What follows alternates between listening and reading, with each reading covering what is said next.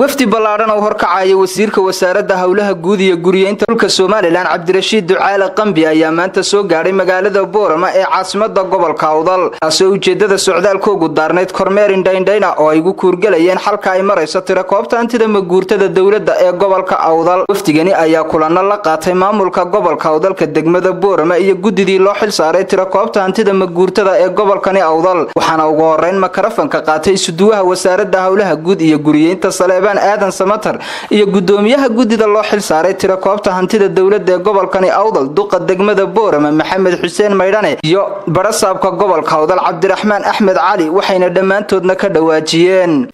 waxaan aad iyo aad ugu mahadnaqaynaa wasiirka wasaaradda hawlaha guud dhulka iyo guriyeynta mudane Cabdirashiid Xaaji Ducaale Qambi oo kormeer nagu soo maray anaga oo ku guda jirna dhamaadka shaqadii uu noo igmaday. أنا وحنا هاي تيم كي كشقينا يا أوضل ما أنت وحنا كشرنا كل جبدي أيام كشرنا وحنا هرب وحبذا نوم هارن إن شاء الله وحنا كفر أحسن هاي بيصير كأكرمر نوجيمد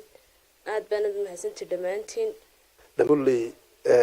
الحوي سنة بتقلي أبي هوشة وشقينيين وأنا ومهد علينا يا أنا وحي كل باي نوقف هذا أنا ما عيدنا ما بيوان كبيني waa mid qaranka oo dhan u taalabay ahayd intii waxay hayeen hawl qaran oo ummadan u baahnayd siyaasadeeda iyo hirgelinteedana waan uga mahad celinaynaa wasiirka ku dhaqaaqay mid loo baahnay ahayd in hantida ummadda la tirakooba aad iyo aad baan uga mahad celinayaa hawl adag bay ahayd oo loo baahnaa waqtigeedina la qabtay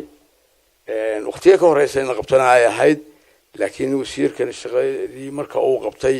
runtii wuxuu bilaabay hantigii dawladda bal in mar kaliya la ogaado oo la register gareeyo. ugu dambeyntii waxaa halkaasi hadalka soo gabagabeeyay wasiirka wasaaradda hawlaha guud iyo guriyeynta Soomaaliland Cabdirashiid Ducaale Qambi isagoona u mahad celiyay mas'uuliyiintii kala qayb qaatay tirakoobta hantida maguurtada ayaa waxa uu ka dhawaajiyay. waa gobolkii ugu dambeeyay aan kormeer aan ku imaado anigoo soo maray shanta gobol ee waaweyn ee kale kana kii lixaad yahay aan maanta joogno waxaan u mahadnaqayaa maamulada kala duwan ee gobolka oo barasaab uu kamid yahay taliyaha qaybtu kamid yahay uu kamid yahay maayirku ay madaxda kale kamid tahay waxaan u sheegayaa gobolka wasaaradda hawlaha guud sanadkan inaan u dhisayno xafiiska hadii ilaahay yiraahdo xafiiska maamulka wasaaradda hawlaha guud ilaahay baa mahadle halkan oo shaqadeedii ay maanta gabagaba tahay aad iyo aad baan ugu bogaadinayaa dadweynaha gobolka Awdal.